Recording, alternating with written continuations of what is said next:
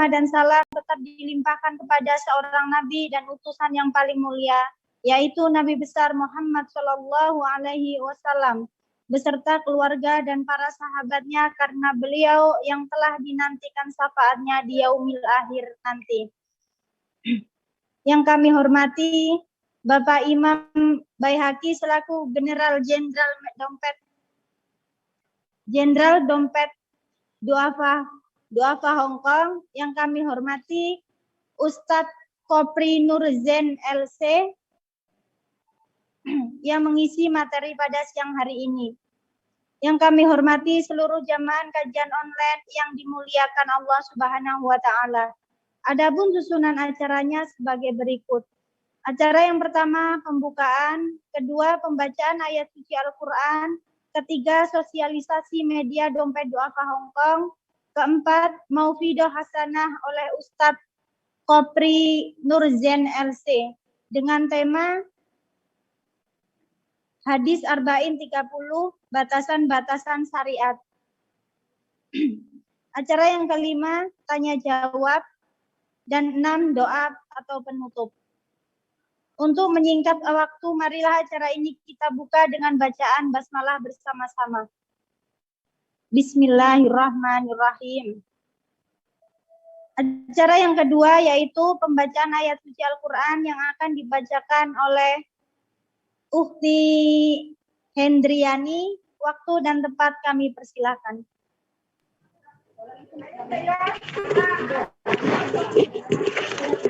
Assalamualaikum warahmatullahi wabarakatuh. Waalaikumsalam warahmatullahi wabarakatuh. A'udzu billahi minasy syaithanir rajim. Bismillahirrahmanirrahim. Wa qala lahum nabiyuhum innallaha qad ba'atsa lakum taluta malika. Qalu anna yakunu lahul mulku alaina wa nahnu ahaqqu bil mulki minhu wa lam yu'ta sa'atan minal mal. Qala inna allaha astafahu alaikum wa zadahu bastatan fil ilmi wal jism. Wallahu yu'ti mulkahu man yasha. Wallahu wasi'un alim. Wa qala lahum nabiyuhum inna ayata mulkihi ayyatiyakumut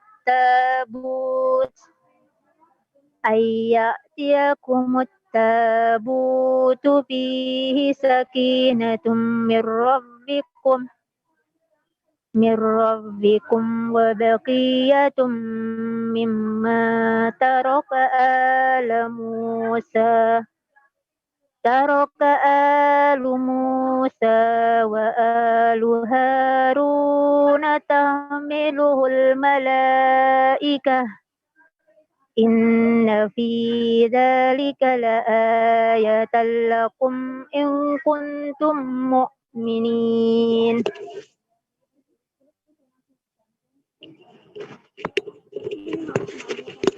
Falamma fasala Talutu bil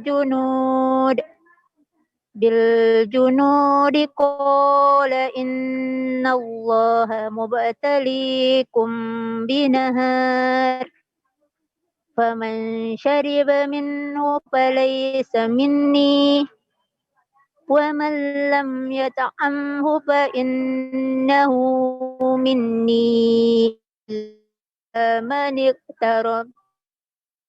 illa man iqtarafa ghurfatan biyadihi fasaribu minhu illa qalilan minhum falamma جاوزه هو والذين آمنوا معه قالوا لا طاقة لنا اليوم بجالوت وجنوده قال الذين يظنون أنهم ملاقو الله كم من فئة قليلة غلبت كثيرة بإذن الله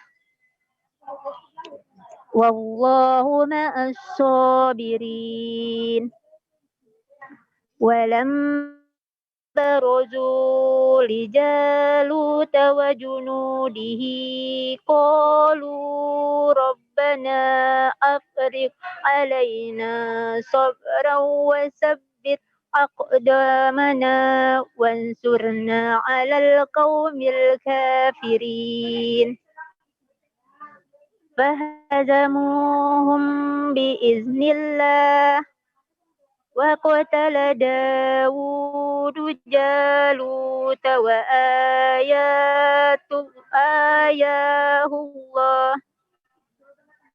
وآتاه الله الملك والحكمة وعلمه مما يشاء ولولا دفع الله الناس بعضهم ببعض لفسدت الأرض ولكن الله ذو فضل على العالمين تلك آيات الله نتلوها عليك بالحق وإنك لمن المرسلين Sadaqallahul azim. Sekian, saya mohon ampun kepada Allah Subhanahu wa taala atas segala kesalahan dalam membaca huruf maupun mahrojnya. Kesalahan murni dari saya pribadi dan kebenaran adalah hak milik Allah Subhanahu wa taala. Wassalamualaikum warahmatullahi wabarakatuh. Waalaikumsalam warahmatullahi wabarakatuh. Alhamdulillahirabbil alamin. Semoga dengan bacaan ayat suci Al-Qur'an tadi dapat menjadi pahala bagi yang membaca dan mendengarkannya, serta dapat menjadikan penentram hati, syafaat dan cahaya buat kita semua di dalam kubur dan yaumil akhir nanti. Amin. Acara ketiga, sosialisasi media Dompet Duafa Hongkong. Teman-teman sekalian, acara ini juga disiarkan secara langsung melalui VB dan juga rekamannya akan diupload di YouTube Dompet Duafa Hongkong. Jangan lupa untuk like, fans, tag VB Dompet Duafa Hongkong dan juga subscribe atau berlangganan YouTube Dompet Duafa Hongkong untuk mendapatkan update informasi-informasi bermanfaat dan juga kajian-kajian yang diselenggarakan Dompet Duafa Hongkong. Selanjutnya acara yang keempat yaitu pemberian materi yang akan disampaikan oleh Ustadz Kopri Nurzen LC dengan tema Arba'in 30 batasan-batasan syariat. Kepada Ustadz Kopri Nurzen LC kami persilahkan. Bismillahirrahmanirrahim. Assalamualaikum warahmatullahi wabarakatuh. Waalaikumsalam warahmatullahi wabarakatuh. Sekarang kita langsung masuk kepada hadis yang kita bahas, yaitu hadis ke-30. Di situ Al-Imam An-Nawawi menjelaskan tentang hudud, kewajiban-kewajiban, batasan-batasan syariat yang harus betul-betul kita jaga. Diambil dari hadis yang diriwayatkan oleh Al-Imam Daruqutni dan yang lainnya daripada Sayyidina Abi Tha'labah Al-Khushani. Qala Al-Imam An-Nawawi rahimahullahu ta'ala wa nafa'ana bi'ilmihi fid dharain amin. Bismillahirrahmanirrahim. An Abi Tha'labah Al-Khushani Jursum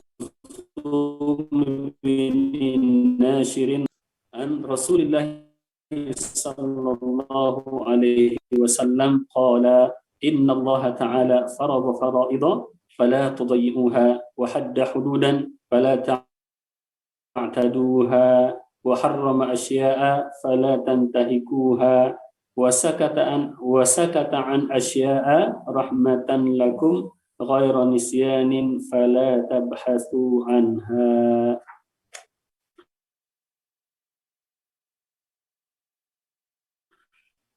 Diriwayatkan daripada Sayyidina Abu Sa'labah, sahabat Rasulullah SAW dari kalangan Ansar. Namanya sendiri adalah Jursum bin Nashir, bapaknya Nashir. Semoga Allah Subhanahu Wa Taala meridhai dia. Dari Rasulullah SAW bahwa Rasulullah SAW bersabda, Inna Allah Ta'ala fara'idha fala tudayyi'uha. Sesungguhnya Allah Subhanahu Wa Taala telah memfardukan beberapa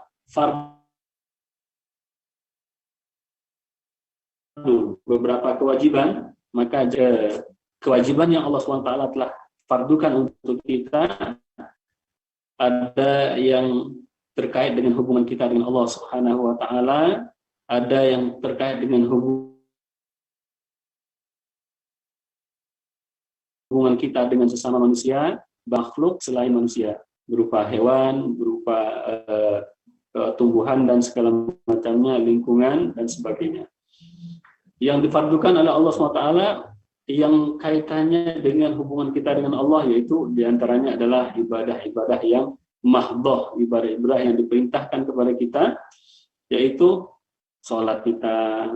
Sholat tidak banyak Allah fardukan, 5 saja dalam sehari, tapi selebihnya dianjurkan, disunahkan selebih daripada yang 5 sholat yang telah difardukan. Di dalam harta kita ada juga difardukan oleh Allah SWT, yaitu zakat. Kalau seandainya harta kita melebihi atau mencapai nisab yang telah ditentukan dengan tenggat waktu yang juga sudah ditetapkan, yaitu selama 1 tahun. Kalau dalam 1 tahun kita memiliki harta yang mencapai nisab, kalau sekarang ini standar umumnya itu adalah kalau harta selain harta berupa hewan ternak dan juga selain daripada harta yang berupa berupa tanaman yang ditanam atau seperti padi, gandum dan sebagainya, kurma dan juga sejenisnya, maka standarnya sekarang nisabnya adalah 85 gram. Lebih kurang kalau sekarang ini sekitar kalau rupiahnya mungkin sekitar 80 juta, dengan perkiraan harga 1 gram emas itu sekitar 900 ribuan. Ya, kalau punya tabungan segitu, maka fardu bagi kita untuk mengeluarkan sebagian daripada harta kita sebagai ketaatan kepada Allah SWT yang telah memfardukannya. Selebihnya adalah fadilah, tambahan bagi kita. Jadi di situ kita lihat sholat fardu adalah sholat yang wajib. Ia adalah sholat yang paling minimal yang kita kerjakan. Artinya nggak ada yang lebih minimal lagi daripada sholat fardu. Bisa nggak kita mengerjakan sholat sunnahnya banyak, sholat fardu nggak dikerjakan? Nggak boleh. Boleh kita kerjakan sholat fardu saja, sholat sunnah nggak dikerjakan nggak apa-apa. Kenapa? Karena yang minimal sekali adalah yang fardu itu. Maka jangan kamu sia-siakan. Dari kata-kata doya'a yudoyi'u, doa yaitu menghilangkan. Jangan kita hilangkan. Disia-siakan dengan menunda waktunya, disia-siakan dengan melalaikannya, disia-siakan dengan tidak memperhatikan bagaimana keabsahannya. Itu juga termasuk di antara tindakan menyia-nyiakan.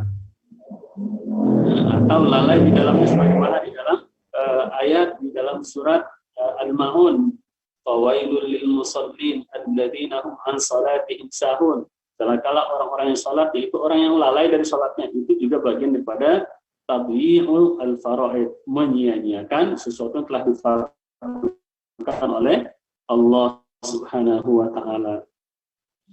Jadi ini yang berkaitan dengan salat. Begitu juga yang berkaitan dengan zakat atau sedekah. Jadi zakat itu adalah sedekah minimal. Nah, jadi dalam artian hartanya mencapai nisab zakat, maka standar minimal sedekah dia adalah zakat. Kalau seandainya dia punya harta 100 juta, berarti minimal dia mengeluarkan 2,5 juta sedekahnya, dan itu dihitung sebagai sedekah yang wajib. Kalau dihitung itu kan nggak banyak, Bu ya. Cuma 2,5 juta dari 100 juta. Nah, kalau dia punya 1 miliar, maka sedekahnya yang wajib adalah 25 juta. Kalau dia punya 100 miliar, maka sedekah wajibnya adalah 250 juta. Nah, kalau seandainya dia punya 1 triliun, misalkan sedekahnya apa yang kalau seandainya dia punya 100 miliar, berarti 2,5 miliar. Mohon maaf. Mungkin sebagian kita melihat, wah besar juga 100 miliar sedekahnya atau zakatnya 2,5 miliar. Nah, sebagian kita mengatakan, oh banyak sekali.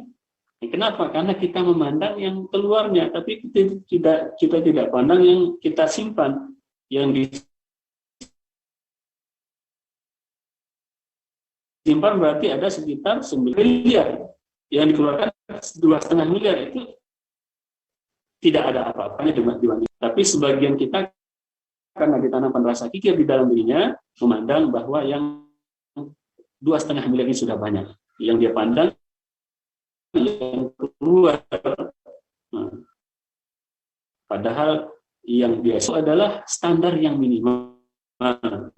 Artinya kalau orang tidak mengeluarkan zakat sedangkan dia memiliki nisabnya, sudah mencapai haulnya, berarti dia adalah orang yang paling kikir. Kenapa? Karena dia tidak bersedekah dengan standar yang minimal. Ya, ibaratnya dia orang yang tidak melaksanakan sholat yang fardu, walaupun mungkin dia kadang-kadang melaksanakan sholat sunnah. Nah, kalau dibawakan ke sholat, jadi itu adalah sedekahnya. Kalau boleh secara ekstrim ya, kita katakan zakat itu sebenarnya adalah sedekah orang pelit, sedekah wajib, sedekah orang pelit. Artinya kalau nggak diwajibkan berarti nggak dikeluarin sama dia. Nah, maka yang sebaik-baiknya adalah sedekah itu setelah kita bayarkan zakat, kita tambah juga dengan sedekah yang sunnah, itu baru kita termasuk orang dermawan. Kalau ada orang yang mengabaikan atau melalaikan sedekah, berarti dia sudah memakan harta yang bukan milik dia. Berarti dia sudah memakan harta yang Allah peruntukkan untuk orang-orang miskin, yang Allah SWT mengatakan innamas shadaqatu lil fuqara'i wal masakina wal amilina 'alaiha ila akhirih. Bahwa sedekah itu adalah milik orang fakir, milik orang miskin, milik para mu'alaf, milik fisabilillah, sudah ditentukan oleh Allah. Ada asnaf yang 8 namanya. Nah, yang mungkin kita semua sudah pernah mendengarnya. Jadi mereka lah yang memiliki harta zakat itu sebenarnya. Jadi kalau kita simpan dicampur dengan harta kita, misalkan kita punya 100 juta, yang 2,5 juta tidak kita bayarkan. Berarti kita telah mengambil harta fakir miskin dan kita campurkan dengan harta kita, dan itu akan menjadi penyebab hancur dan hilangnya. Dan itu banyak terjadi, sering terjadi ketika ada sebagian orang yang sudah diberikan kemampuan berzakat oleh Allah, dia tahan-tahan zakatnya, yang terjadi setelah itu adalah dia kehilangan seluruh hartanya. Menurut dia akan menyimpan atau menambah kekayaannya, tapi dengan dia mengabaikan, menyia-nyiakan zakat atau fardu terhadap harta yang Allah tetapkan, akhirnya malah dia kehilangan seluruh hartanya. Makanya Rasulullah SAW dalam sebuah hadis beliau mengatakan, jagalah harta kalian dengan sedekah. Jadi sedekah itu bukan hanya kita berbagi. Bahkan Imam Ghazali mengatakan, barang siapa yang memandang ketika dia bersedekah, bahwa orang miskin itu lebih butuh kepada sedekah itu daripada dia, maka sesungguhnya dia telah salah. Berarti dia itu sudah ingkar kepada Allah SWT. Dia lebih butuh terhadap sedekah yang dia keluarkan dibandingkan dengan orang fakir yang menerimanya. Kalau orang fakir mungkin dengan mereka menerima, lapar mereka mungkin akan hilang, ya, lapar mereka hilang, pakaian mereka mungkin bisa jadi baru karena mereka belikan untuk jadi pakaian. Tapi itu sebentar saja sudah selesai kebutuhannya.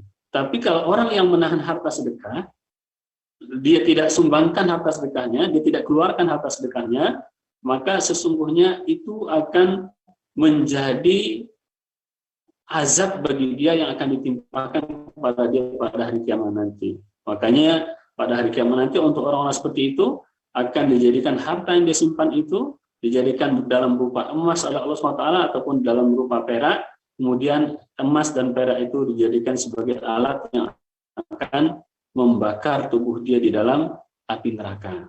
Nah, berarti kan dia lebih butuh terhadap zakat yang dia keluarkan itu daripada orang fakir miskin yang kebutuhannya cuma sedikit, cuma sekedar makan atau pakaian saja. Maka kata Rasulullah SAW, fardu-fardu ini janganlah kalian lalaikan, jangan kalian sia-siakan. Wa hadda hududan, dan kemudian Allah juga telah menetapkan untuk kalian batasan-batasan, aturan-aturan yang ada batasannya. Syahwat silakan lampiaskan tapi ada batasannya.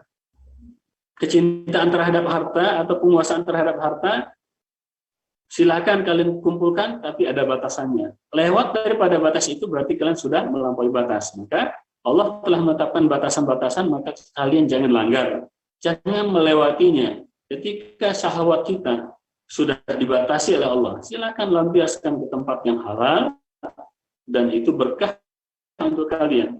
Tapi kalau seandainya melewati itu dengan berzina atau dengan melakukan hal-hal yang diharamkan oleh Allah SWT, hudud ini atau batasan-batasan ini, atau yang kalau di dalam bahasa fikih itu dia adalah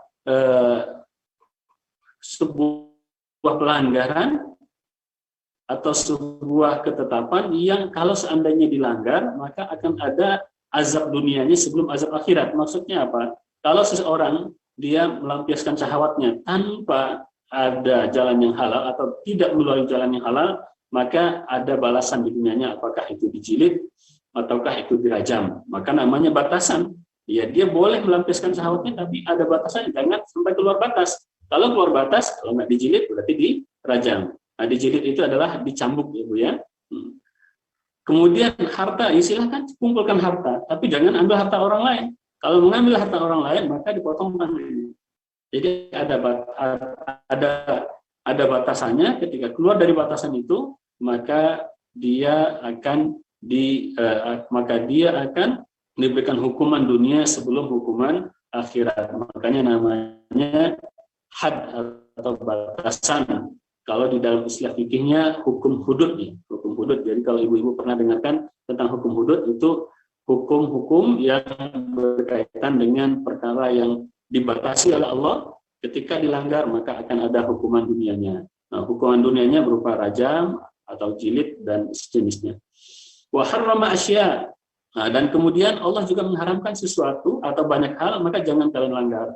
Nah, diharamkan kepada kita minum khamar, diharamkan kepada kita makan babi, diharamkan kepada kita makan anjing, diharamkan kepada kita berbohong, diharamkan kepada kita banyak hal.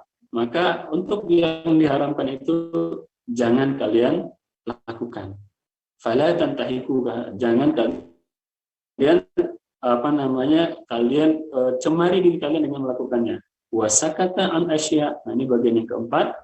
Dan Allah telah mendiamkan banyak sekali perkara, bukan karena Allah lupa, bukan karena Allah lalai, bukan karena Allah tidak tahu, tapi rahmatan lakum ghairu nisyan. Karena sayang kepada kalian tanpa Allah lupa. Fala tabhatsu anha, maka janganlah kamu tanya tentang hal itu. Artinya ketika Allah mendiamkan sesuatu untuk kalian, maka itu adalah sesuatu yang masuk dalam ranah mubah. Tidak perlu dicari-cari tidak perlu dicari-cari hukumnya. Tidak perlu dipermasalahkan. Sekarang misalkan ngaji online boleh nggak? Nah, ada nggak dalilnya? Nah, kalau nggak ada dalilnya berarti nggak ada, nggak perlu. Allah diamkan, Rasulullah mendiamkan, berarti itu masuk dalam ranah yang mubah selama yang kita lakukan itu adalah perkara yang mubah. Nah, apalagi kalau seandainya kita lakukan itu adalah kebaikan seperti saat ini, maka hukumnya juga adalah baik. Kalau dia sunnah maka hukumnya jadi sunnah. Kalau yang kita lakukan dengan sesuatu yang tidak disebutkan itu adalah sesuatu yang wajib, maka hukumnya juga bisa menjadi wajib. Nah, misalkan belajar agama ketika tidak ada fasilitas yang lain kecuali dengan online, dan belajar agama itu adalah wajib hukumnya, maka belajar agama secara online itu bisa jadi hukumnya wajib. Ini hadis ini diriwayatkan oleh Al-Imam Ad-Darqutni dan yang lainnya.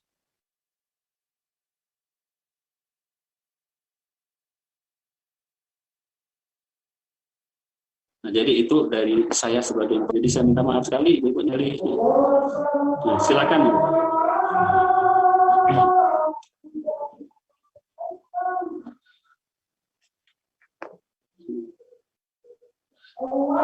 Halo.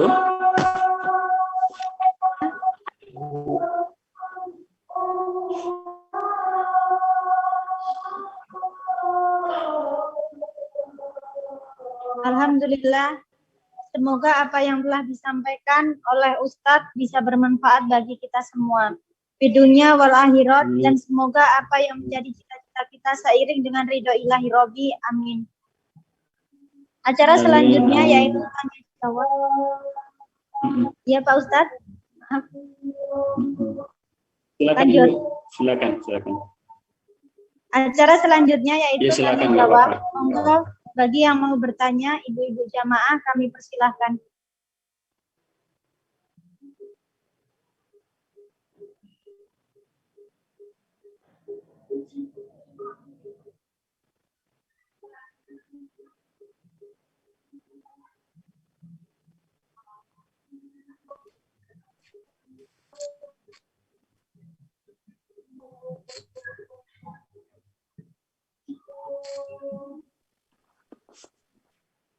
Adakah Ibu-ibu? Silakan, nggak apa-apa.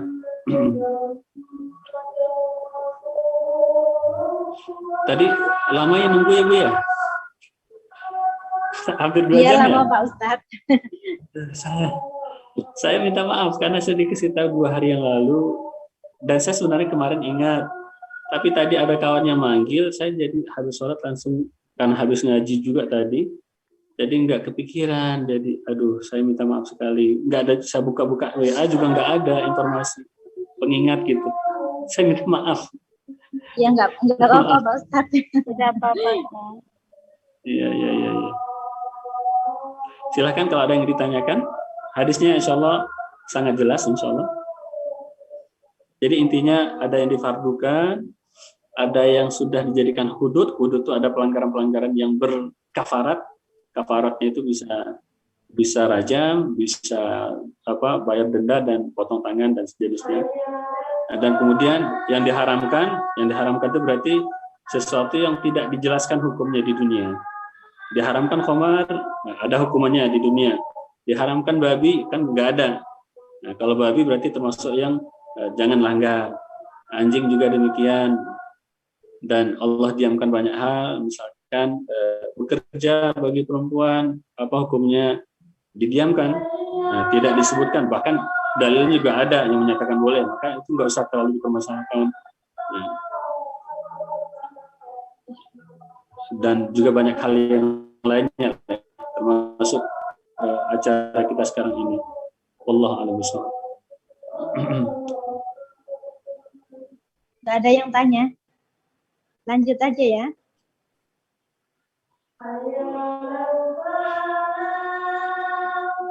Lanjut lagi. Mohon maaf karena waktunya terbatas. Yang masih ingin bertanya bisa konsultasi ke nomor dompet duafa Hongkong, konsultasi online 52982419. Yang terakhir doa kepada Ustadz Muafah. Kami persilahkan. A'udzubillahi minasyaitonirrajim. Bismillahirrahmanirrahim. Alhamdulillahirabbil alamin. Wassalatu wassalamu ala nabiyyina Muhammadin wa ala alihi wa sahbihi ajma'in. Allahumma lakal hamdu kulluhu wa lakal syukru kulluhu wa ilaika yurja'ul amru kulluhu. La ilaha illa anta subhanaka inna minadh dhalimin. Allahumma 'allimna ma yanfa'una wanfa'na bima 'allamtana. Allahumma zidna 'ilma, Allahumma zidna 'ilma. Ya Allah ya Rahman ya Rahim. Saudara-saudara kami Allah yang ada di Hong Kong ya Allah, bantulah mereka ya Allah, mudahkan urusan mereka ya Allah, jaga Rahim untuk senantiasa istiqomah di jalan-Mu ya Allah.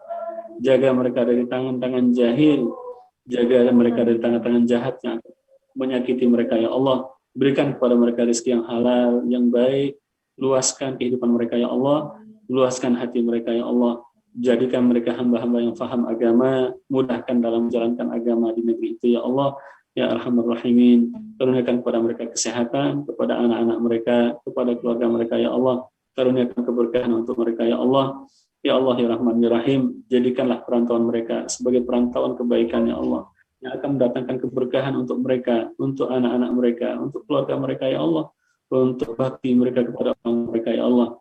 Yang punya masalah, selesaikan masalahnya ya Allah. Yang punya hutang, luaskan hutangnya ya Allah. Yang punya urusan, mudahkan urusan mereka ya Allah. Ya Allah ya Rahman ya Rahim, lembutkan hati mereka ya Allah, dan hati kami ya Allah, lembutkan hati kami ya Allah, agar senantiasa mudah dalam berzikir menyebut namamu ya Allah. Ampunkan dosa kami ya Allah, dosa orang tua kami, dosa keluarga kami, dosa suami istri kami ya Allah, dosa anak-anak kami ya Rahman ya Allah. Ampunkan mereka semua, ampunkan kami ya Allah, ya Arhamar Rahimin. Ya Allah, ampunkanlah kelalaian kami ya Allah, ampunkan kebodohan kami ya Allah, ampunkan kelemahan kami ya Allah.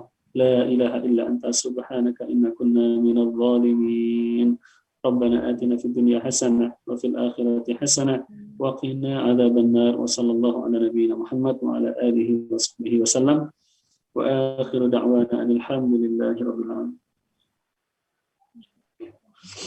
Allahumma amin. Mudah-mudahan Allah SWT menjawab doa kita, dan semoga ibu-ibu yang ada di sana senantiasa dalam penjagaan, pemeliharaan dan bimbingan Allah Subhanahu wa taala. Allahumma amin.